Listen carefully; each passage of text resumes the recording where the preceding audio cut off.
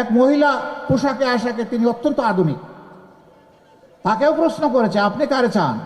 বলে যে আমি জামাতকে চাই। কয় কেন চান? বলে যে জামাত আসলে দেশটা ঠিক হবে। আপনি তো এই ড্রেস পরতে পারবেন না। কয় পরবো না, যে ড্রেস ওই সমাজে খাটবে ওইটা পরবো।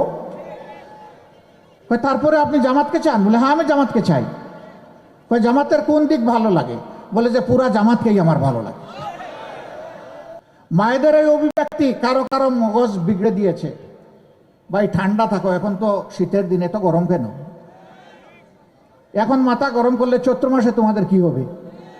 এখন তো মাঘ মাস, নাকি আপনাদের এখানে চৈত্র মাস? মাঘ মাস। আমরা তাদেরকে বলবো যে এখানে মাথা গরমের কিছু নেই, রাজনীতি হচ্ছে নীতির খেলা।